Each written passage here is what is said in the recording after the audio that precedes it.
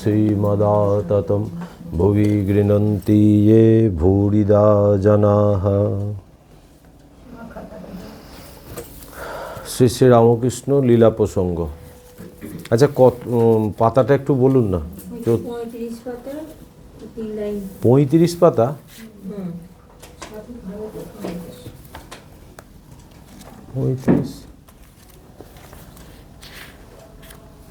হ্যাঁ, আচ্ছা আচ্ছা। কোন 35 পাতা কোনখান থেকে? কলিকাতায় মানে ওইটা শুরু হবে।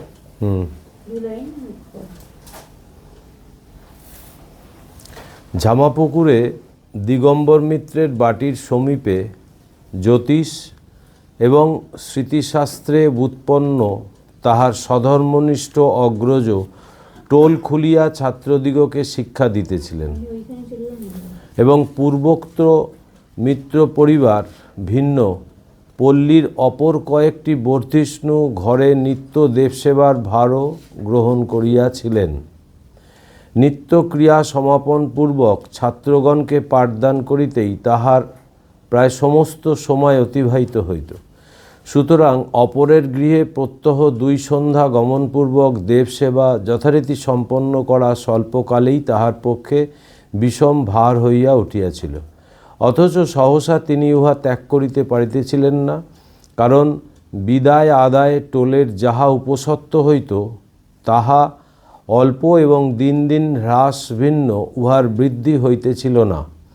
এরূপ অবস্থায় দেবসেবার পারিশ্রমিক স্বরূপে যাহা পাইতেছিলেন তাহা ত্যাগ করিলে সংসার চলিবে কিরূপে?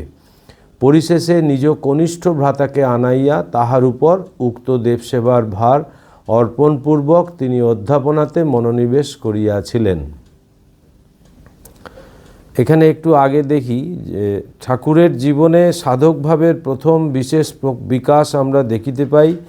তিনি যখন কলিকাতায় তাহার ভ্রাতার চতুষ্পাটিতে যেদিন বিদ্যাশিক্ষায় মনোযোগী হইবার জন্য অগ্রজ রামকুমারের তিরস্কার ও অনুযোগের উত্তরে তিনি স্পষ্টাক্ষরে বলিয়াছিলেন, চালকলা বাঁধা বিদ্যা আমি শিখিতে চাই না, আমি এমন বিদ্যা শিখিতে চাই যাহাতে জ্ঞানের উদয় হইয়া মানুষ বাস্তবিক কৃতার্থ হয়। তাহার বয়স তখন 17 বৎসর হইবে এবং গ্রাম্য পাঠশালায় তাহার শিক্ষা অগ্রসর হইবার বিশেষ সম্ভাবনা নাই বুঝিয়া অভিভাবকেরা তাহাকে কলিকাতায় আনিয়া রাখিয়াছেন। তাহলে শ্রী শ্রী ঠাকুরের বাল্যজীবন এবং তারপর কিশোর জীবনের 17 বছর বয়স বলছেন লীলা প্রসঙ্গকার। তো ঝামাপুকুরে তার দাদা তার আগেই আসে, রামকুমার চট্টোপাধ্যায়। তিনি ওইখানে এসে একটা ওই টোলে পড়াতেন এবং ওই যজন যাজন এইসব নিয়ে থাকতেন।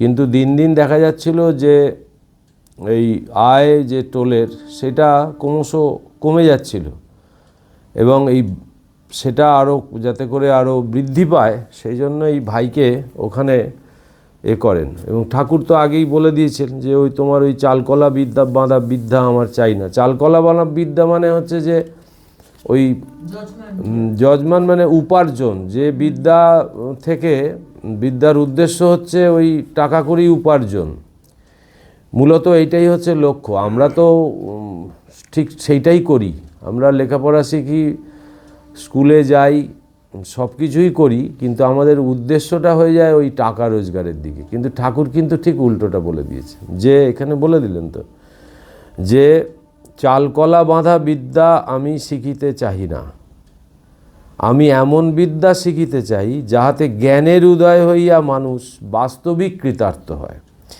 শিক্ষার উদ্দেশ্য স্বামীজি বলছে যে এডুকেশন সম্বন্ধে বলছে যে education is the manifestation of perfection that is already in man. ভেতরের যে পূর্ণতা আমাদের আছে সেই পূর্ণতার বিকাশ সাধনই হচ্ছে শিক্ষা।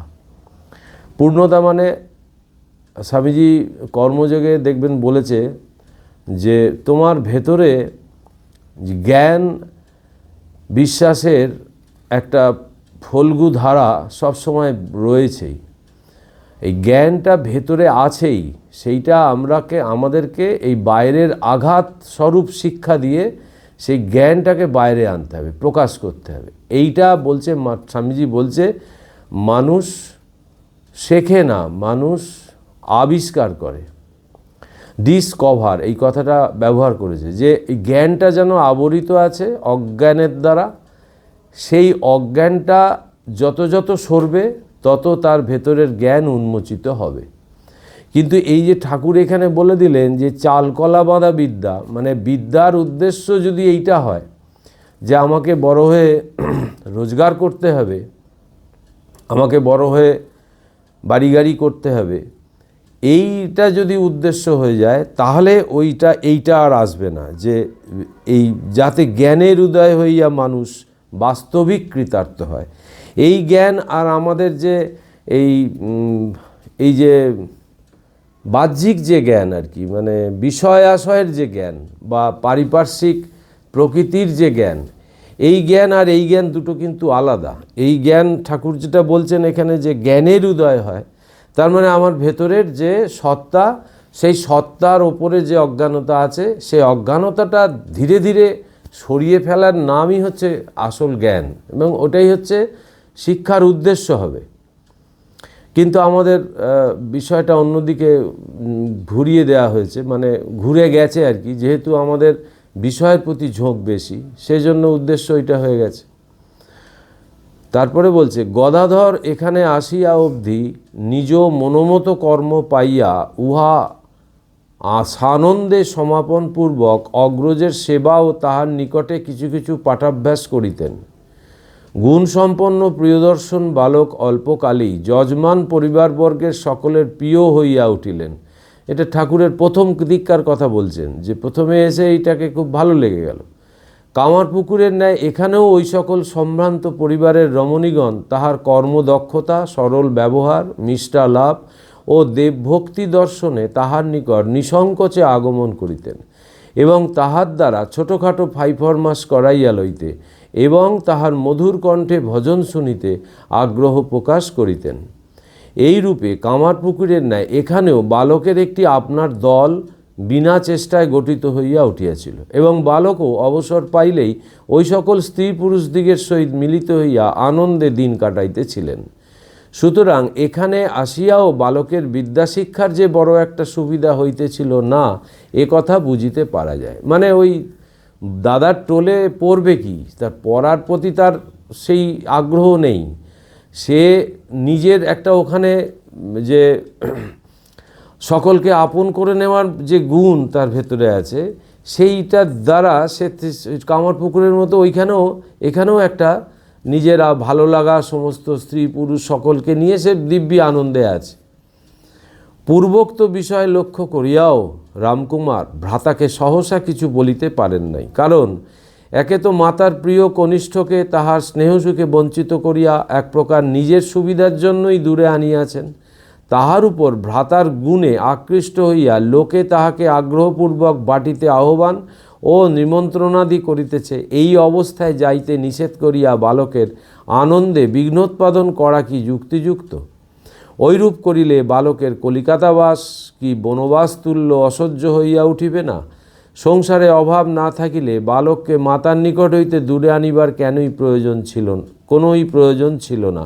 কামারপুকুরের নিকটবর্তী গ্রামান্তরে কোনো মহোপাধ্যায়ের নিকটে পড়িতে পাঠাইলে তো চলিত, বালক তাহাতে মাতার নিকটে থাকিয়াই বিদ্যাভ্যাস করিতে পারিত।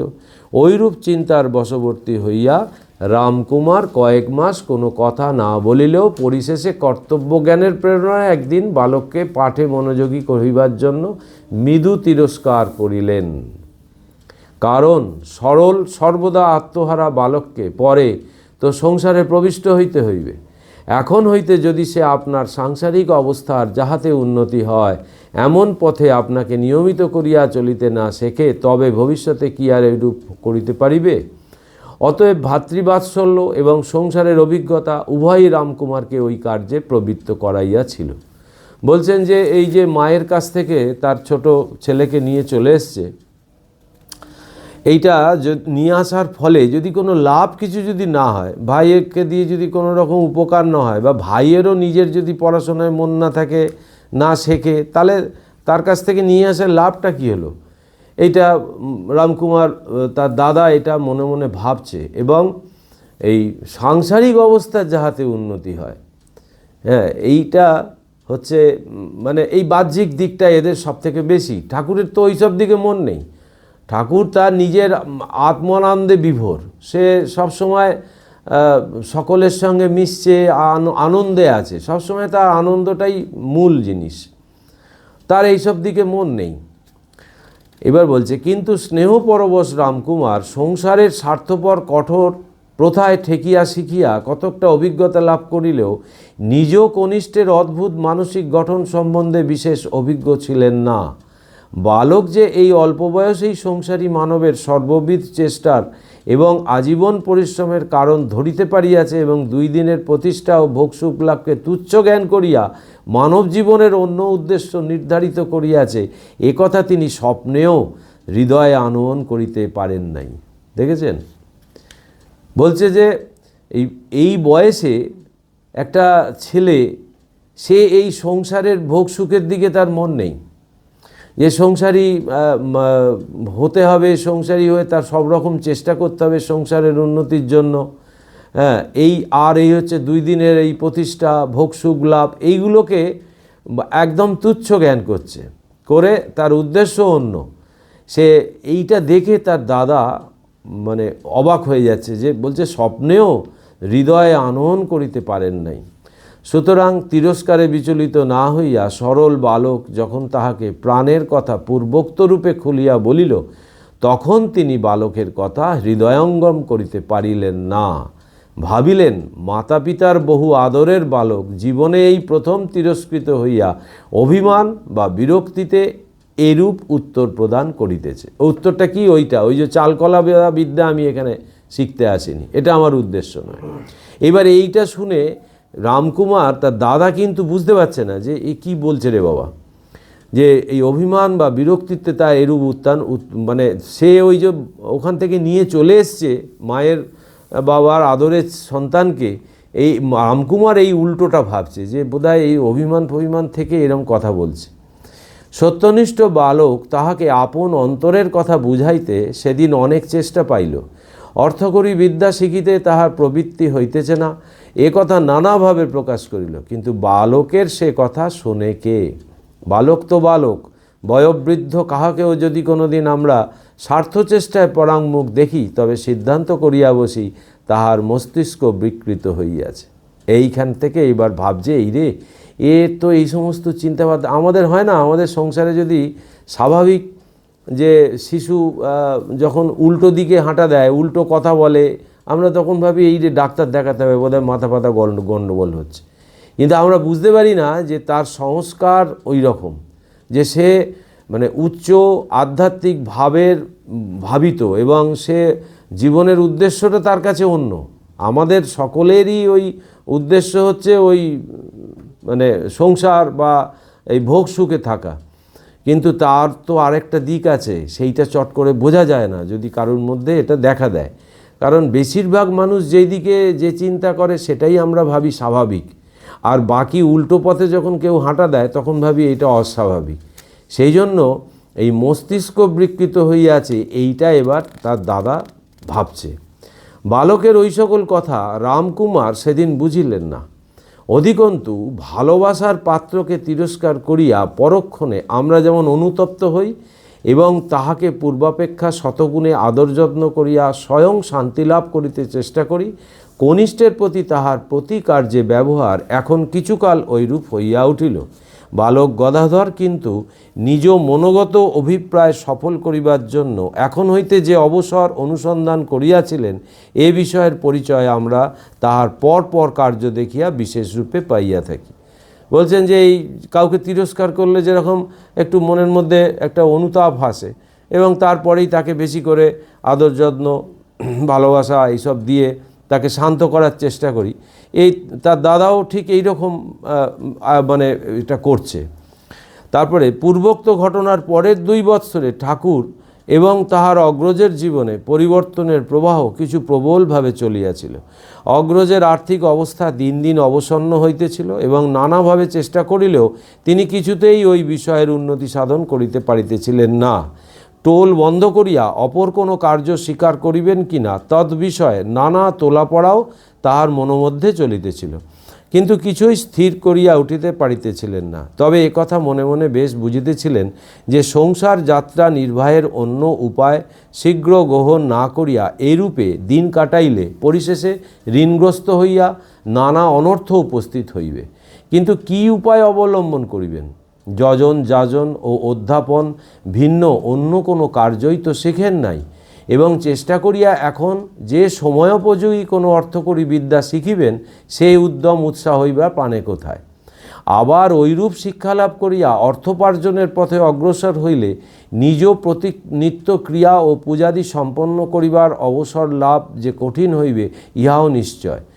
সামান্যে সন্তুষ্ট সাধু প্রকৃতি রামকুমার বৈষয়িক ব্যাপারে বিশেষ উদ্যমী পুরুষ ছিলেন না। সুতরাং যাহা করেন রঘুবীর ভাবিয়া পূর্বোক্ত চিন্তা হইতে মনকে ফিরাইয়া যাহা এতকাল করিয়া আসিয়াছেন তাহাই ভগ্ন হৃদয় করিয়া যাইতেছিলেন। সে যাহা হোক, ঐরূপ অনিশ্চয়তার মধ্যে একটা ঘটনা ঈশ্বরেচ্ছায় রামকুমারকে পথ দেখাইয়া শীঘ্রই নিশ্চিন্ত করিয়াছিল। বলছেন যে এই রামকুমারের এই যে অবস্থাটা, যে দিন দিন ক্রমশ তার রোজগারপাতি কমতে থাকছে, এবার তাতে করে তার মন চিন্তা করছে যে এই রকমভাবে যদি কমতে থাকে লাস্টে তো সেই লোকের কাছে ধার দেনা করতে হবে, ঋণগ্রস্ত হয়ে পড়বে, এবং সেটা তো আরও বিপদের কারণ। কিন্তু এদের মধ্যে একটা এই ঈশ্বরের ভাব একটা এদের মধ্যে ছিল এই সংসারের মধ্যে। ঠাকুরের বাবা অত্যন্ত ধার্মিক, সৎ, ন্যায়পরায়ণ ব্যক্তি। সেইটা থেকে এদের মধ্যে ওই ভাবটা প্রত্যেকের মধ্যে ছিল, যার জন্য একটা সময় গিয়ে যখন দেয়ালে পিঠ ঠেকে যাবে, যাদের মধ্যে এইটা আছে সে কিন্তু জানে আমার ভগবান আছে। দেয়ালে পিঠ ঠেকে গেলেও সে জানবে যে ভগবান ঠিক আমাকে উদ্ধার করবে।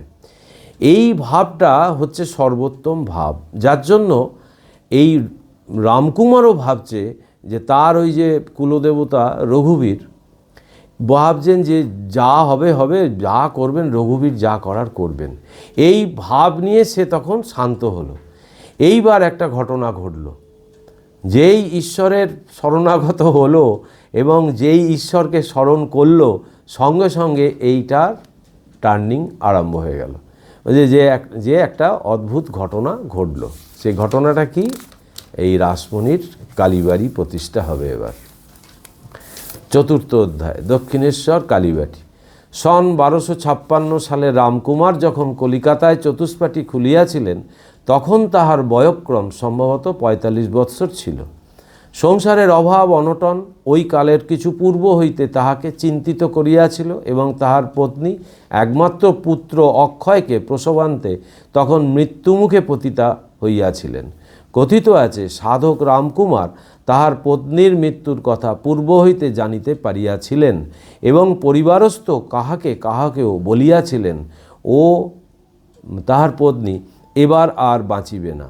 ঠাকুর তখন 14 বর্ষে পদার্পণ করিয়াছেন। ঠাকুরের যখন 14 বছর বয়স তখন তাহার দাদার মারা যায়, এবং সেটা উনি যেহেতু ওনারা এই ভগবানকে নিয়ে সংসারে আছেন, সেহেতু সে উচ্চ কোটির সাধক, সেই সাধক কিন্তু আগে থেকে টের পেয়েছে যে এ বাঁচবে না। সমৃদ্ধিশালী কলিকাতায় নানা ধনী ও মধ্যবিত্ত শ্রেণীর লোকের বাস। শান্তি সস্তায়নাদি ক্রিয়াকলাপে বিবিধ ব্যবস্থা পত্রদানে এবং টোলের ছাত্রদিগকে বিদ্যালাভে পারদর্শী করিয়া সেখানে সুপণ্ডিত বলিয়া একবার খ্যাতি লাভ করিতে পারিলে সংসারের আয় ব্যয়ের জন্য তাহাকে আর চিন্তান্বিত হইতে হইবে না। বোধহয় এইরূপ একটা কিছু ভাবিয়া রামকুমার কলিকাতায় আসিয়াছিলেন। রামকুমার ভাবলেন যে সেই কলকাতার মানুষের, আমাদের একটা ধারণা আছে না এরকম, যে কলকাতায় গেলে অনেক কাজ পাওয়া যাবে, কলকাতায় গেলে রোজগার বেশি হবে, এখনও এই ধারণা আছে। তো সেই তারও এই ধারণা হলো যে কলকাতায় গেলে এই অনেক বড় মানুষ আছে যাদের বিত্তশালী অর্থশালী মানুষ, এই তাদের যদি এই শান্তি সস্তায়নে দিই, মানে তাদের ওই বাড়ির যদি কুলপুরোহিত হওয়া যায় এবং এই একটা যদি টোল ফোল যদি ওখানে খুলে যদি কিছু কিছু ছাত্রকে পড়ানো যায়, তাহলে বলছে যে এই একটা যদি খ্যাতিলাভ হয়, তাহলে ওই সংসারের এই আয় ব্যয়ের এই যে অভাবটা, এই অভাব অনটনটা থাকবে না। এই ভেবে তাকে কলকাতায় সে এসেছিল। পত্নী বিয়োগে তিনি জীবনে যে বিশেষ পরিবর্তন ও অভাব অনুভব করিতেছিলেন, বিদেশে নানা কার্যে ব্যাপৃত থাকিলে তাহার হস্ত হইতে কথঞ্চিত মুক্তি লাভ করিবেন, এই ধারণাও তাহাকে ওই কার্যে প্রবৃত্ত করিয়াছিল। বলছে যে এই যে পত্নী বিয়োগে জীবনে যে বিশেষ পরিবর্তন ও অভাব, আসলে কি হয়, একটা মানে পত্নী বিয়োগ মানে একটা সাংঘাতিক ঘটনা। সেইটাতে কি হচ্ছে, তার ওই বাড়িতে তো তার একটা মানসিক যন্ত্রণা তাকে ভোগ করতে হচ্ছিল, এই বিশেষ পরিবর্তন অভাব এইটা। আর সেই জন্য সে ভাবছে যদি এই পরিবেশটা ছেড়ে যদি একটু বাইরে চলে যাওয়া যায়, তাহলে এই মনটাও একটু শান্ত হয়, ঠিক কাজ করা যায়। যা হোক, ঝামাপুকুরের চতুষ্পাঠী প্রতিষ্ঠিত হইবার আন্দাজ ৩-৪ বৎসর পরে তিনি ঠাকুরকে যে জন্য কলিকাতায় আনয়ন করিয়াছিলেন এবং ১২৫৯ সালে কলিকাতায় আসিয়া ঠাকুর যেভাবে ৩ বৎসর কাল অতিবাহিত করেন, তা আমরা ইতিপূর্বে পাঠককে বলিয়াছি। ঠাকুরের জীবনের ঘটনাবলী জানিতে হইলে অতঃপর আমাদিগকে অন্যত্র দৃষ্টি করিতে হইবে। বিদায় আদায়ের সুবিধার জন্য ছাতুবাবুর দলভুক্ত হইয়া তাহার অগ্রজ যখন নিজ চতুষ্পাঠীর শ্রীবৃদ্ধি সাধনে যত্নপর ছিলেন, তখন কলিকাতার অন্যত্র একস্থলে এক সুবিখ্যাত পরিবার মধ্যে ঈশ্বরেচ্ছায় যে ঘটনা পরম্পরার উদয় হইতেছিল, তাহাতেই এখন পাঠককে মনোনিবেশ করিতে হইবে। মানে এই কালীবাড়ির এবার বলছে আরেকটা যে পরিবার সেখানে আছে, যে ঈশ্বর ইচ্ছায় এই ঘটনা পরম্পরার একটা নতুন একটা দিগন্ত উন্মোচিত হচ্ছে। কলিকাতার দক্ষিণাংশে জানবাজার নামক পল্লীতে প্রথিতকীর্তি রানী রাসমণির বাস ছিল। ক্রমশ 4টি কন্যার মাতা হইয়া রানী 44 বৎসর বয়সে বিধবা হইয়াছিলেন এবং তদবধি স্বামী রাজচন্দ্র দাসের প্রভূত সম্পত্তির তত্ত্বাবধানে স্বয়ং নিযুক্তা থাকিয়া উহার সমধিক শ্রীবৃদ্ধি সাধনপূর্বক তিনি স্বল্পকাল মধ্যেই কলিকাতাবাসীগণের নিকটে সুপরিচিতা হইয়া উঠিয়াছিলেন। এই রানী রাসমণির জীবন বৃত্তান্ত বলে একটা বই আছে, বইটা পড়বেন সবাই, মারাত্মক বই। মানে রানী রাসমণি যে কী রকম মহিয়সী নারী ছিলেন, তার ওই ব্যক্তিত্ব ওইখানে দারুণভাবে ব্যাখ্যা করা আছে। কেবলমাত্র বিষয়কর্মের পরিচালনায় দক্ষতা দেখাইয়া তিনি যশস্বিনী হয়েন নাই, কিন্তু তাহার ঈশ্বর বিশ্বাস, ওজস্বিতা এবং দরিদ্রদিগের প্রতি নিরন্তর সহানুভূতি, তাহার অজস্র দান, অকাতর অন্ন ব্যয় প্রভৃতি অনুষ্ঠানসমূহ তাহাকে সকলের বিশেষ প্রিয় করিয়া তুলিয়াছিল। এইসব না থাকলে মা ভবতারিণী স্বয়ং ভগবান কখনো কাউকে স্বপ্ন দেখা দেবে না। এই গুণ তার বিশেষ, যে এই একদম প্রথম থেকেই যে অজস্র দান ধ্যান ছিল, অকাতরে অন্ন ব্যয় করত এবং অনুষ্ঠানসমূহ তাহার সকলের বিশেষ প্রিয় করিয়া তুলিয়াছিল। এই সমস্ত অনুষ্ঠান বাস্তবিক নিজ গুণ ও কর্মে এই রমণী তখন আপন রানী নাম সার্থক করিতে এবং ব্রাহ্মণেতর নির্বিশেষে সকল জাতির হৃদয়ের শ্রদ্ধা ও ভক্তি সর্বপ্রকারে আকর্ষণে সক্ষম হইয়াছিলেন। আমরা যে সময়ের কথা বলিতেছি, তখন রানীর কন্যাগণের বিবাহ ও সন্তান সন্ততি হইয়াছে এবং একটিমাত্র পুত্র রাখিয়া রানীর তৃতীয়া কন্যার মৃত্যু হওয়ায় প্রিয়দর্শন তৃতীয় জামাতা শ্রীযুক্ত মথুরমোহন বা মথুরানাথ বিশ্বাস ওই ঘটনার পর হইয়া যাইবেন ভাবিয়া রানী তাহার চতুর্থ কন্যা শ্রীমতী জগদম্বা দাসীর বিবাহ উক্ত জামাতারই সহিত সম্পন্ন করিয়া তাহার ছিন্ন হৃদয় পুনরায় স্নেহপাশে আবদ্ধ করিয়াছেন। রানীর ওই 4 কন্যার সন্তান সন্ততিগণ এখনও বর্তমান। লীলা প্রসঙ্গকার যখন লিখছেন, তখন এই রানীর যে এই সমস্ত যে কন্যার যে সন্তান সন্ততি, তারা তখনও জীবিত। আর মথুরামোহন বিশ্বাস এই তার যে তৃতীয় কন্যার সঙ্গে যে বিয়ে দিয়েছিল, সেই তৃতীয় কন্যা অল্প দিনের মধ্যেই মারা যায় অল্পদিন পরেই মারা যাওয়ার জন্য এই যখন রানী দেখলেন যে এই মথুরামোহন খুব বুদ্ধিমান ব্যক্তি এবং মথুরামোহনকে রানীমা ভালোবাসতেন এবং তার মতো একজন মানুষের প্রয়োজন ছিল, যার জন্য তিনি সঙ্গে সঙ্গে করলেন কি যে আরেকটি কন্যার সঙ্গে তার বিয়ে দিয়ে দিয়েছিলেন, দিয়ে তাকে ওই জামাতা করেই রেখেছিলেন। অশেষ গুণশালিনী রানী রাসমণির শ্রী শ্রী কালিকার শ্রীপাদপদ্মে চিরকাল বিশেষ ভক্তি ছিল। জমিদারি সেরেস্তার কাগজপত্রে নামাঙ্কিত করিবার জন্য তিনি যে শিলমোহর নির্মাণ করিয়াছিলেন তাহাতে খোদিত ছিল কালীপদ অভিলাষী শ্রীমতী রাসমণি দাসী। বাহ, মানে তার কালীর প্রতি তার একটা অসম্ভব শ্রদ্ধা ভক্তি ছিল এবং সেই শিলমোহরে বলছে সেটা খোদাই করা, মানে কালীপদ অভিলাষী লিখত। হ্যাঁ, এই নিবেদিতার কথা মনে পড়ছে, নিবেদিতা যেমন লিখত রামকৃষ্ণ বিবেকানন্দের নিবেদিতা চিঠির তলায়। হ্যাঁ, ঠাকুরের শ্রীমুখে শুনিয়াছি তেজস্বিনী রানীর দেবী ভক্তি ওই রূপে সকল বিষয়ে প্রকাশ পাইত।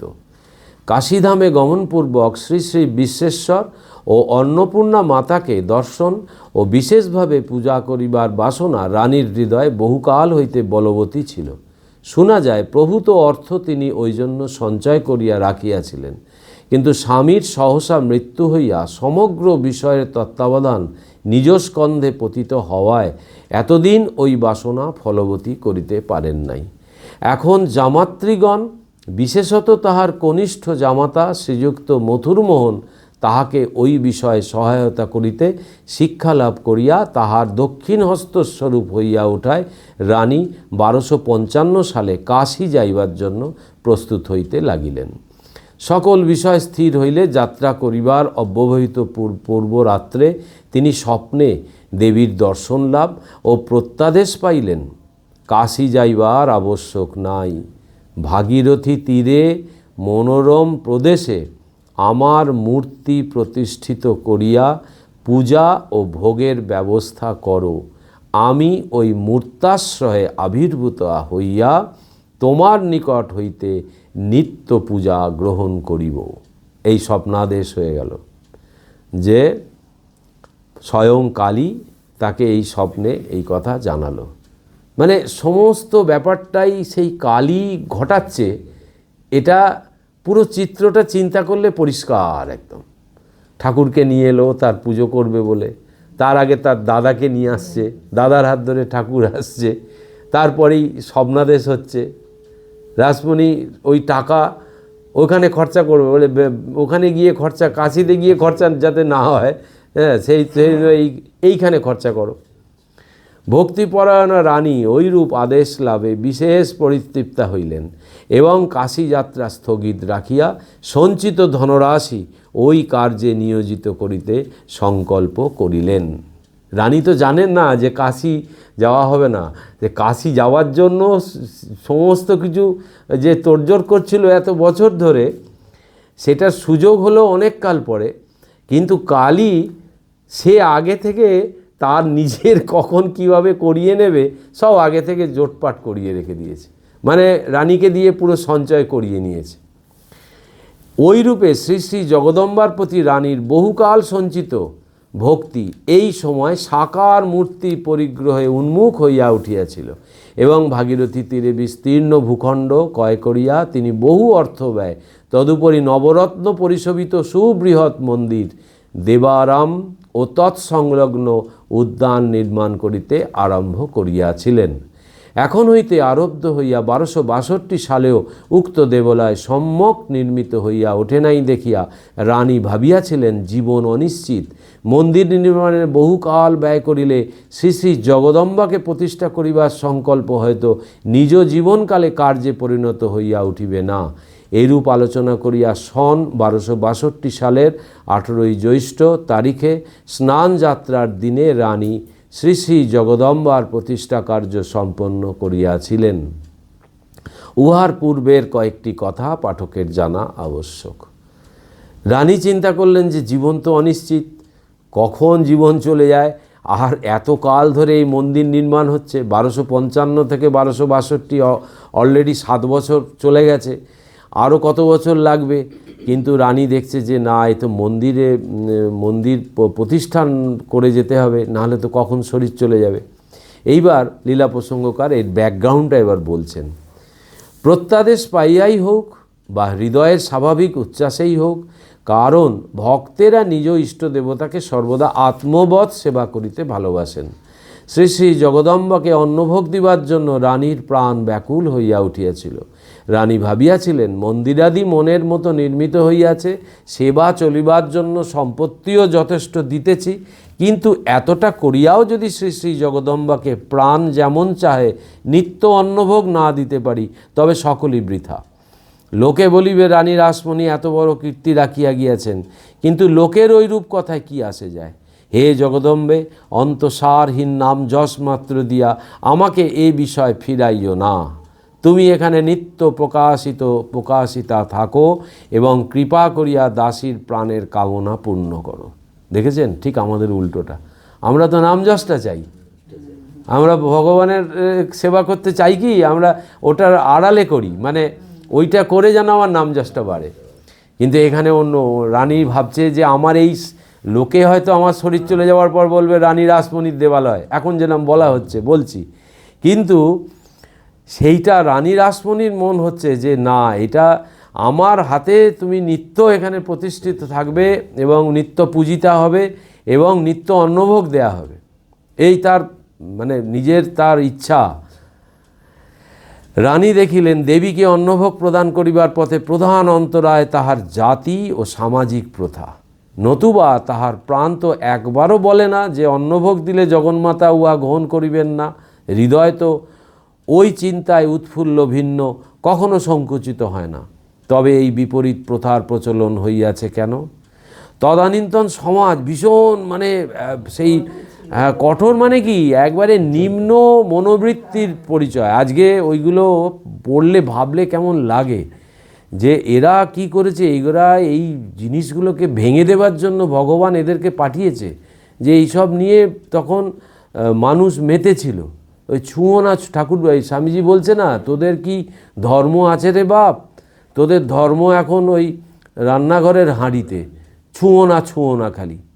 হ্যাঁ, তো এই হচ্ছে অবস্থা। এখনও কিন্তু এই জিনিস আছে, এই জিনিস বিশেষ করে গোঁড়া বৈষ্ণবদের মধ্যে এই জিনিস আছে, মানে তারা হিন্দুদের মধ্যেও আছে।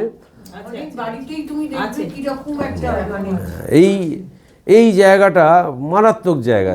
তো রানী এখন চিন্তা করছে যে আমার মন প্রাণ ব্যাকুল হয়েছে, এখানে তো সেই চিন্তা তো তিনিই দিচ্ছেন, তাহলে এখানে তো কোনো অসুবিধা নেই। তাহলে এই সমাজ বাধা হয়ে দাঁড়ালো। শাস্ত্রকার কি প্রাণহীন ব্যক্তি ছিলেন, অথবা স্বার্থ প্রেরিত হইয়া ঈশ্বরীর নিকটেও উচ্চ বর্ণের উচ্চাধিকার ব্যবস্থা করিয়া গিয়াছেন? এই শাস্ত্রকারের কোনো দোষ নয়। এই শাস্ত্র আমাদের যে সনাতন ধর্ম, যে শাস্ত্র, সেটা হচ্ছে বেদ, এবং বেদান্তের নির্যাস হচ্ছে আমাদের পরম পাথেয়।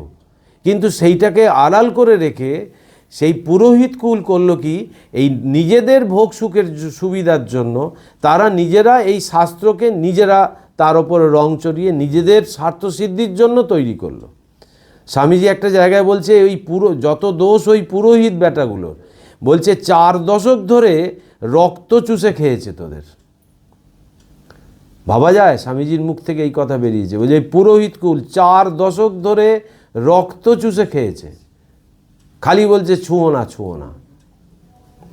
তো এইখানেও এই জিনিসটা দেখা যাচ্ছে যে ঈশ্বরীর নিকটেও উচ্চবর্ণের উচ্চাধিকার ব্যবস্থা করিয়া গিয়াছেন। প্রাণের পবিত্র আকাঙ্ক্ষার অনুসরণ পূর্বক প্রচলিত প্রথার বিরুদ্ধে কার্য করিলেও ভক্ত ব্রাহ্মণ সজ্জনেরা দেবালয়ে উপস্থিত হইয়া প্রসাদ গ্রহণ করিবেন না। তবে উপায় বুঝতে পারছেন? তখনকার দিনের এই ভক্ত, বিশেষত ব্রাহ্মণ যারা, তারা ঘোষণা করে দিচ্ছে যে ওই দেবালয়ের অন্ন আমরা খাবো না, আমরা ছোঁবো না। মানে এইটা রানীমার কানে যাচ্ছে, মানে বুঝতে পারছেন তার কতটা ভেতরটা কষ্ট হচ্ছে। কিন্তু রানীমা তো জানে যে এই দেবালয় যে প্রতিষ্ঠিত হবে সেই দেবীর ইচ্ছায় এই দেবালয় প্রতিষ্ঠিত হচ্ছে। রানীমা কিন্তু জানেন সব, কিন্তু রানীমা হাহাকার করছে যে এই সমাজকে অস্বীকার করেও আপনি কিছু করতে পারবেন না। আপনি যখনই একটা নতুন কিছু ধরুন ভালো কাজ করতে যাবেন, তখনই একটা বিরাট সামনে দেখবেন বাধা এসে দাঁড়াবে। যে কোনো ভালো কাজ, যে কোনো সৎ কাজ, এটাই নিয়ম। এইটা তখন মানে রানীমার কি অবস্থা হলো, তিনি অন্নভোগ প্রদানের নিমিত্ত নানা স্থান হইতে শাস্ত্রজ্ঞ পণ্ডিতদিগের ব্যবস্থা সকল আনাইতে লাগিলেন, কিন্তু তাহারা কেহই তাহাকে ওই বিষয়ে উৎসাহিত করিলেন না। রানীমা তখন বিভিন্ন জায়গা থেকে পণ্ডিতদের আনিয়ে সভা বসালো, কিন্তু কেউ এটাকে সায় দিল না। ওইরূপে মন্দির নির্মাণ ও মূর্তি গঠন সম্পূর্ণ হইলেও রানীর পূর্বোক্ত সংকল্প পূর্ণ হইবার কোনো উপায় দেখা হইল না। পণ্ডিতগণের নিকট বারংবার প্রত্যাখ্যাতা হইয়া তাহার আশা যখন ওই বিষয়ে প্রায় নির্মূলিতা হইয়াছিল, তখন ঝামাপুকুরের চতুষ্পাটি হইতে এক দিবস ব্যবস্থা আসিল, প্রতিষ্ঠার পূর্বে রানী যদি উক্ত সম্পত্তি কোনো ব্রাহ্মণকে দান করেন এবং সেই ব্রাহ্মণ ওই মন্দিরে দেবী প্রতিষ্ঠা করিয়া অন্নভোগের ব্যবস্থা করেন, তা হইলে শাস্ত্র নিয়ম যথাযথ রক্ষিত হইবে এবং ব্রাহ্মণ আদি উচ্চবর্ণ উক্ত দেবালয়ে প্রসাদ গ্রহণ করিলেও দোষভাগী হইবেন না। মানে তাকে ওই পাওয়ার অফ অ্যাটর্নি করে দিতে হবে, বা তার নামে সম্পত্তি করে দিতে হবে। ওইরূপ ব্যবস্থা পাইয়া রানীর হৃদয় আশা আবার মুকুলিতা হইয়া উঠিল। তিনি নিজ গুরুর নামে দেবালয় প্রতিষ্ঠাপূর্বক তাহার অনুমতিক্রমে ওই দেবসেবার তত্ত্বাবধায়ক কর্মচারীর পদবি গ্রহণ করিয়া থাকিতে সংকল্প করিলেন। রামকুমার ভট্টাচার্যের ব্যবস্থা অনুযায়ী কার্য করিতে তাহাকে দৃঢ় সংকল্প জানিতে পারিয়া অপরাপর পণ্ডিতগণ কার্যটি সামাজিক প্রথার বিরুদ্ধ, ওইরূপ করিলেও ব্রাহ্মণ সজ্জনেরা ওই স্থানে প্রসাদাদি গ্রহণ করিবেন না ইত্যাদি নানা কথা পরোক্ষে বলিলেও উহা যে শাস্ত্রবিরুদ্ধ আচরণ হইবে এ কথা বলিতে সাহসী হইলেন না। তারা চেয়েছিল কি, যে তাদের ওই যে দল, ওই দলের মধ্যে থেকে কাউকে এই পাওয়ার অফ অ্যাটর্নি দেবে, তারা ওই সুখভোগটা করবে। কিন্তু রানীমা কিন্তু ওই চতুষ্পাটি থেকে এই রামকুমার ভট্টাচার্যের নাম শুনেছে, তাকে এবার এই জায়গাটায় আনতে চাইছে। কিন্তু শাস্ত্র অনুযায়ী, তাদের বিধান অনুযায়ী কাজটা ঠিক আছে, কিন্তু তাদের মনোমতো হচ্ছে না, সেটাতেও তারা বাধা দিচ্ছে। ভট্টাচার্য রামকুমারের প্রতি রানীর দৃষ্টি যে উক্ত ঘটনায় বিশেষ রূপে আকৃষ্ট হইয়াছিল, একথা আমরা বেশ অনুমান করিতে পারি। ভাবিয়া দেখিলে তখনকার কালে রামকুমারের ঐরূপ ব্যবস্থা দান সামান্য উদারতার পরিচায়ক বলিয়া বোধ হয় না। সমাজের নেতা ব্রাহ্মণ পণ্ডিতগণের মন তখন সংকীর্ণ গণ্ডির মধ্যে আবদ্ধ হইয়া পড়িয়াছিল। উহার বাহিরে যাইয়া শাস্ত্র শাসনের ভিতর একটা উদার ভাব দেখিতে এবং অবস্থা অনুযায়ী ব্যবস্থা প্রদান করিতে তাহাদের ভিতর বিরল ব্যক্তি সক্ষম হইতেন। ফলে অনেক স্থলে তাহাদিগের ব্যবস্থা লঙ্ঘন করিতে লোকের মনে প্রবৃত্তির উদয় হইত। ভাবিয়া দেখিলে তখনকার কালে রামকুমারের ঐরূপ ব্যবস্থা দান সামান্য উদারতার পরিচায়ক বলিয়া বোধ হয় না। সমাজের নেতা ব্রাহ্মণ পণ্ডিতগণের মন তখন সংকীর্ণ গণ্ডির মধ্যে আবদ্ধ হইয়া পড়িয়াছিল। উহার বাহিরে যাইয়া শাস্ত্র শাসনের ভিতর একটা উদার ভাব দেখিতে এবং অবস্থা অনুযায়ী ব্যবস্থা প্রদান করিতে তাহাদের ভিতর বিরল ব্যক্তি সক্ষম হইতেন। ফলে অনেক স্থলে তাহাদিগের ব্যবস্থা লঙ্ঘন করিতে লোকের মনে প্রবৃত্তির উদয় হইত। মানে এই যে ব্যবস্থা, এই যে রামকুমার যে উদার ভাব নিয়ে এসে এই মানে যেরকম অবস্থা অনুযায়ী ব্যবস্থা করার যে চেষ্টা, সেইটাতে বলছে যে এই ওইটা যেন সেই অনেক স্থলে তাহাদিগের ব্যবস্থা লঙ্ঘন করিতে লোকের মনে প্রবৃত্তির উদয় হইত। মানে ওইটাকে অস্বীকার করে ওটাকে উড়িয়ে দেবার একটা প্রবৃত্তি তাদের মধ্যে এসে হতো। সে যা হোক, রামকুমারের সহিত রানীর সম্বন্ধ ওইখানেই সমাপ্ত হইল না, বুদ্ধিমতী রানী নিজ গুরুবংশীয়গণকে যথাযথ সম্মান প্রদান করিলেও তাহাদিগের শাস্ত্রজ্ঞান রাহিত্য এবং শাস্ত্রমতো দেবসেবা সম্পন্ন করিবার সম্পূর্ণ অযোগ্যতা বিশেষভাবে লক্ষ্য করিয়াছিলেন। সেজন্য তাহাদের ন্যায্য বিদায় আদায় অক্ষুণ্ণ রাখিয়া নতুন দেবালয়ের কার্যভার যাহাতে শাস্ত্রজ্ঞ সদাচারী ব্রাহ্মণগণের হস্তে অর্পিত হয় তদ্বিষয়ের বন্দোবস্তে মনোনিবেশ করিলেন। এখানেও আবার প্রচলিত সামাজিক প্রথা তাহার বিরুদ্ধে দণ্ডায়মান হইল। শূদ্র প্রতিষ্ঠিত দেবদেবীর পূজা করা দূরে হোক যাউক, সদ্বংশজাত ব্রাহ্মণগণ ওইকালে প্রণাম পর্যন্ত করিয়া ওই সকল মূর্তির মর্যাদা রক্ষা করিতেন না এবং রানীর গুরুবংশীয়গণের ন্যায় ব্রহ্মবন্ধুদিগকে তাহারা শূদ্র মধ্যেই পরিগণিত করিতেন। সুতরাং যাজন যজন ক্ষম সদাচারী কোনো ব্রাহ্মণই রানীর দেবালয়ে পূজক পদে ব্রতী হইতে সহসা স্বীকৃত হইলেন না। উহাতেও কিন্তু হতাশ না হইয়া রানী বেতন ও পারিতোষিকের হার বৃদ্ধিপূর্বক পূজকের জন্য নানা স্থানে সন্ধান করিতে লাগিলেন। এবার কি হলো, যেই ওই রামকুমারকে দিয়ে এই ব্যবস্থাগুলো যেই করে ফেললো, সঙ্গে সঙ্গে কী হলো, ওই যারা পুরোহিতকুল তারা কেউ ওই দেবালয়ের ওই কোনো মন্দিরে পুজো টুজো করা রাজি হলো না। এইবার তার ফলে রানী, এত মহিষী রানী মানে মহিলা, তিনি কিন্তু দমলেন না। তিনি এইবার ওই বেতন আর পারিতোষিক এইসব বাড়িয়ে আবার সন্ধানে লেগে পড়ল। ঠাকুরের ভগিনী শ্রীমতী হেমাঙ্গিনী দেবীর বাটি কামারপুকুরের অনতি দূরে শিহর নামক গ্রামে ছিল, তথায় অনেক ব্রাহ্মণের বসতি। মহেশচন্দ্র চট্টোপাধ্যায় নামক গ্রামের এক ব্যক্তি তখন রানীর সরকারে কর্ম করিতেন। দেখেছেন কীভাবে সমস্ত জোটপাট হচ্ছে, সব একদম সাজানো। 2 পয়সা লাভ হইতে পারে ভাবিয়া ইনি এখন রানীর দেবালয়ের জন্য পূজক, পাচক প্রভৃতি সকল প্রকার ব্রাহ্মণ কর্মচারী জোগাড় করিয়া দিবার ভার লইতে অগ্রসর হইলেন। রানীর দেবালয়ে চাকরি স্বীকার করাটা দূষণীয় নহে, ইহা গ্রামস্থ দরিদ্র ব্রাহ্মণগণকে বুঝাইবার জন্য মহেশ উক্ত বন্দোবস্তের ভার গ্রহণপূর্বক সর্বাগ্রে নিজ অগ্রজ ক্ষেত্রনাথকে শ্রী শ্রী রাধাগোবিন্দজির পূজক পদে মনোনীত করিলেন। ওইরূপে নিজ পরিবারস্থ এক ব্যক্তিকে রানীর কার্যে নিযুক্ত করায় অন্যান্য ব্রাহ্মণ কর্মচারী সকলের জোগাড় করা তাহার পক্ষে অনেকটা সহজ হইয়াছিল। কিন্তু নানা প্রযত্নেও তিনি শ্রী শ্রী কালিকা দেবীর মন্দিরের জন্য সুযোগ্য পূজক জোগাড় করিতে না পারিয়া বিশেষ চিন্তিত হইলেন। মানে ওই যে মহেশ বাবু, এই মহেশচন্দ্র চট্টোপাধ্যায় শিহরে বাড়ি, ওখানে রানীর এস্টেটে চাকরি করতেন। এবার তাকে ধরে যখন তার কানে যখন কথা গেল, তিনি এগিয়ে এলেন, এগিয়ে এসে এই সমস্ত ব্যবস্থাগুলো তিনি করলেন। করার পরে কিন্তু এই কালী মন্দিরের পুজোর কিন্তু মানে উপযুক্ত পুরোহিত পাওয়া যাচ্ছে না। রামকুমার ভট্টাচার্যের সহিত মহেশ পূর্ব হইতেই পরিচিত ছিলেন। গ্রাম সম্পর্কে তাহাদের উভয়ের মধ্যে একটা সুবাদও পাতানো ছিল বলিয়া বোধ হয়। রামকুমার যে একজন ভক্তিমান সাধক এবং স্বেচ্ছায় শক্তিমন্ত্রে দীক্ষিত হইয়াছেন একথা মহেশের অবিদিত ছিল না। তাহার সাংসারিক অভাব অনটনের কথাও মহেশ কিছু কিছু জানিতেন। সেজন্য শ্রী শ্রী কালিকা মাতার পূজক নির্বাচন করিতে যাইয়া তাহার দৃষ্টি এখন রামকুমারের প্রতি আকৃষ্ট হইল। কিন্তু পরক্ষণেই তাহার মনে হইল অশূদ্রজাজি রামকুমার কলিকাতায় আসিয়া দিগম্বর মিত্র প্রভৃতি 2-1 জনের বাটিতে পূজক পদ কখনো কখনো গ্রহণ করিলেও কৈবর্ত জাতীয় রানীর দেবালয়ে কি ঐরূপ করিতে স্বীকৃত হইবেন? বিশেষ সন্দেহ। যা হোক, দেবী প্রতিষ্ঠার দিন সন্নিকট, সুযোগ্য লোকও পাওয়া যাইতেছে না।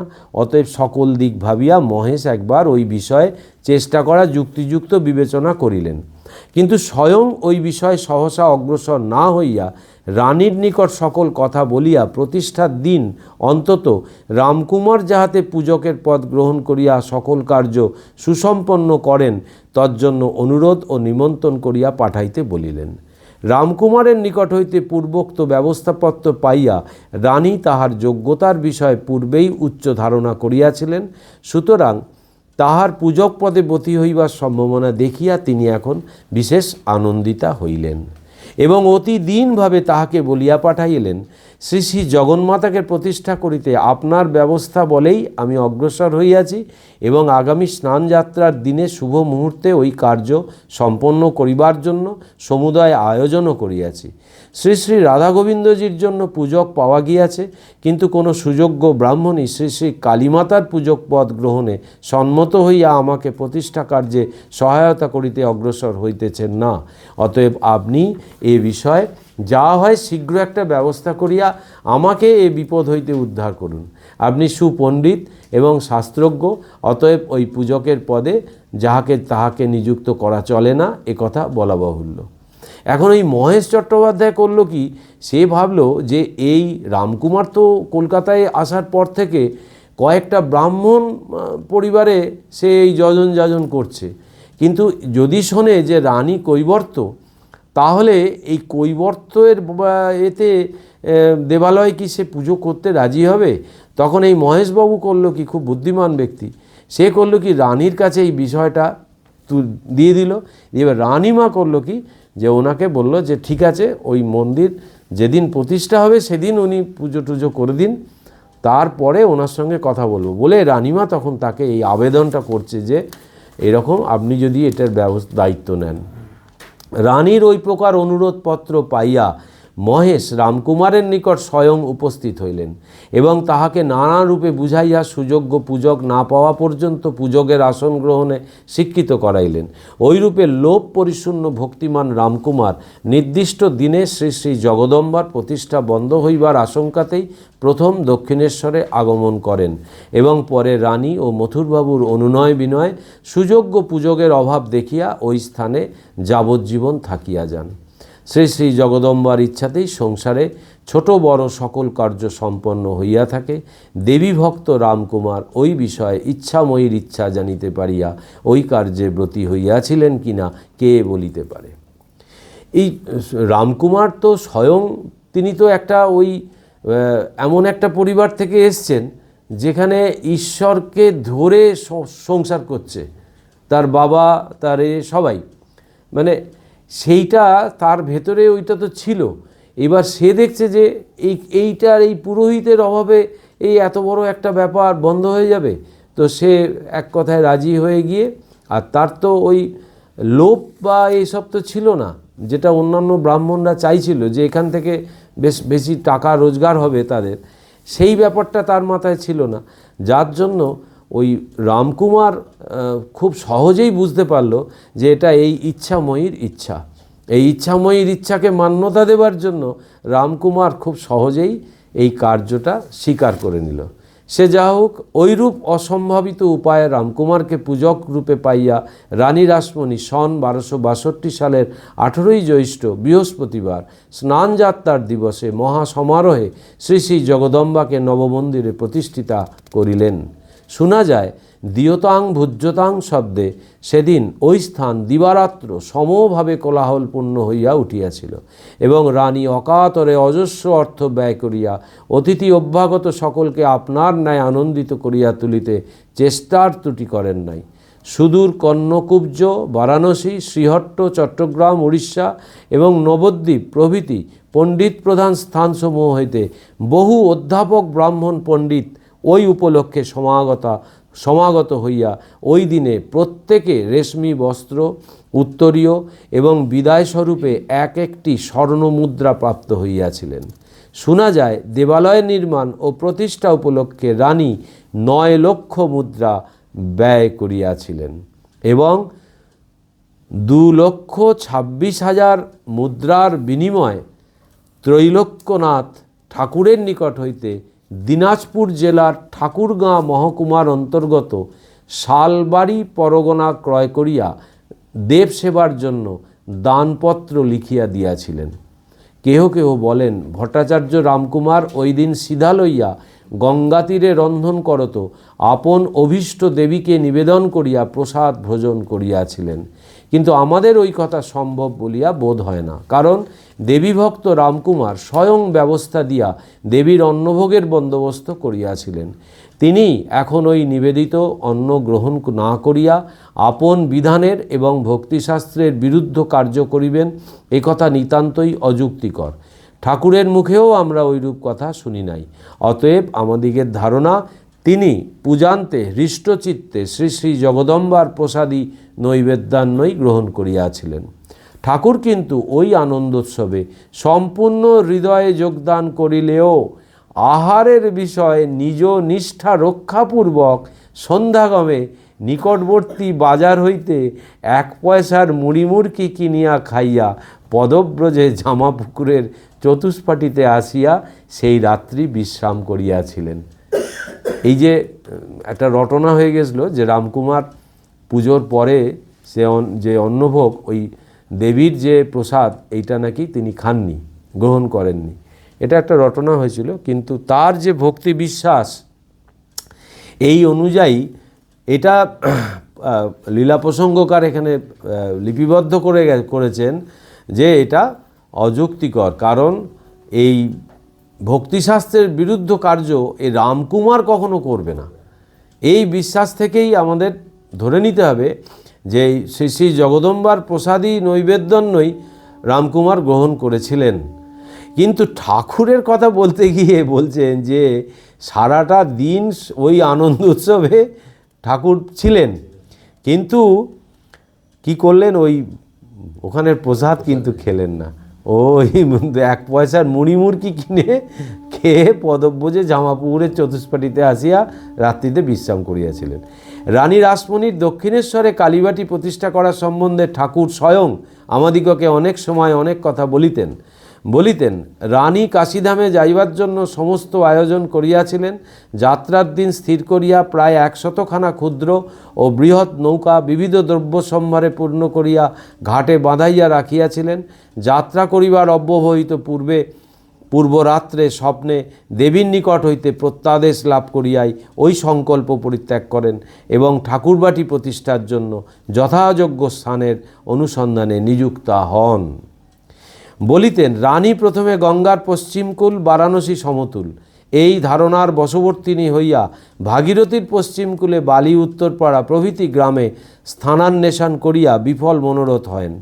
কারণ 10 আনি 6 আনি খ্যাত ওই স্থানের প্রসিদ্ধ ভূম্যাধিকারীগণ রানী প্রভূত অর্থদানে স্বীকৃত হইলেও বলিয়াছিলেন, তাহাদের অধিকৃত স্থানের কোথাও অপরের ব্যয়ে নির্মিত ঘাট দিয়া গঙ্গায় অবতরণ করিবেন না। রানী বাধ্য হইয়া পরিশেষে ভাগীরথীর পূর্বকূলে ওই স্থানটি ক্রয় করেন। এই যে 10 আনি 6 আনি মানে এই সমস্ত মানে ভূমির অধিকারী যারা ছিল, তারা বলছে ওই রানী ওই নিজের অর্থ দিয়ে ভূমি ক্রয় করবে, আর ওই ঘাট দিয়ে আমরা যাতায়াত করব না। বলিতেন, রানী দক্ষিণেশ্বরে যে স্থানটি মনোনীত করিলেন উহার কিয়দংশ এক সাহেবের ছিল এবং অপরাংশে মুসলমানদিগের কবরডাঙ্গা ও গাজী সাহেবের পীরের স্থান ছিল, এখনও আছে সেটা। স্থানটি কুর্মপৃষ্ঠের মতো আকার ছিল, মানে ওই কচ্ছপের, হ্যাঁ মানে জল পড়লে গড়িয়ে যাবে চারদিকে, এই একটা বিশেষত্ব। এগুলো সব নির্দিষ্ট থাকে একদম আগে থেকে। ওইরূপ কুর্ম পৃষ্ঠাকৃতি শ্মশানী শক্তি প্রতিষ্ঠা ও সাধনার জন্য বিশেষ প্রশস্ত বলিয়া তন্ত্র নির্দিষ্ট। অতএব দৈবাধীন হইয়াই রানী যেন ওই স্থানটি মনোনীত করেন। আবার শক্তি প্রতিষ্ঠার জন্য শাস্ত্র নির্দিষ্ট অন্যান্য প্রশস্ত দিবসে মন্দির প্রতিষ্ঠা না করিয়া স্নানযাত্রার দিনে বিষ্ণু পর্বাহে রানী শ্রী শ্রী জগদম্বার প্রতিষ্ঠা কেন করিয়াছিলেন তদ্বিষয়ের কথা উত্থাপন করিয়া ঠাকুর কখনো কখনো আমাদিগকে বলিতেন, দেবী মূর্তি নির্মাণারম্ভের দিবস হইতে রানী যথাশাস্ত্র কঠোর তপস্যার অনুষ্ঠান করিয়াছিলেন।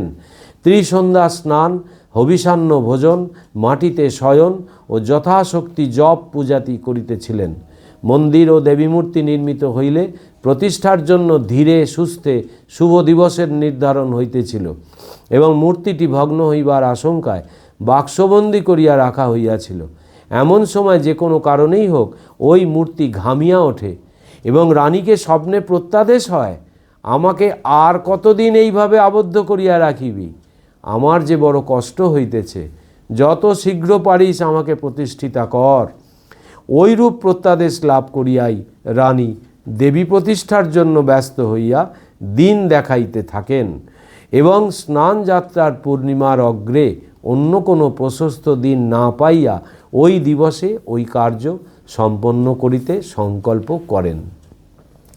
আমরা আগে কিন্তু লীলা প্রসঙ্গকারের কথা থেকে পেলাম যে জীবন অনিশ্চিত, কখন কি হয়, সেই জন্য তড়িঘড়ি করছেন। এই তড়িঘড়ি করার মূলে এই একটা কারণ আমরা পেলাম। সেই কারণটা হচ্ছে তিনি স্বয়ং প্রত্যাদিষ্ট হয়েছিলেন এবং এই বাক্সের মধ্যে সেই কালীকে রাখা ছিল এবং কালী ঘেমে উঠছে এবং তাকে স্বপ্নাদেশ হচ্ছে আবার যে আমাকে শীঘ্রই প্রতিষ্ঠা কর। তো সেই সঙ্গে সঙ্গে রানী ওই নেক্সট যে পূর্ণিমা, ওই স্নানযাত্রার পূর্ণিমার এতে সেই ব্যবস্থা হলো, দেবালয় প্রতিষ্ঠা হলো। আমরা এখন যাচ্ছি সেই দেবালয়ে। আর মাস্টারমশাই কি বলেছিল দক্ষিণেশ্বর নিয়ে, ঠাকুরকে কি বলেছিল বলুন তো, মনে আছে কারুর? মাস্টারমশাই বলেছিল এখানকার পঞ্চবটির একটা ভাঙা ডাল আমি বাড়িতে নিয়ে গেছি। ঠাকুর শুনে অবাক, বলছে তাই কেন? তখন মাস্টারমশাই বলছে কালে এটা তীর্থে পরিণত হবে দক্ষিণেশ্বর, এবং এই পুণ্য পবিত্র পঞ্চবটির ডাল মাস্টারমশাই ছাদে লাগিয়েছিল, এখনও আছে, আমরা দেখে এসেছি। ছাদে মাস্টারমশাই পঞ্চবটি করেছিল ঠাকুরের নির্দেশে, এবং ওইখানে বসে ঠাকুরের শরীর চলে যাওয়ার পর মাস্টারমশাই ওই ছাদে বসে ধ্যান করত ওই পঞ্চবটি করে, এবং মা ওখানে গেছে ওই বাড়িতে। দেখ এখানেই শেষ করি তাহলে আজকে। ওম নিরঞ্জনম নিত্যম অনন্তরূপম ভক্তানুকম্পাধীত বিগ্রহং বৈ ঈশাবতারম পরমেশমিড্ডম তং রামকৃষ্ণম শিরসা নমামহম।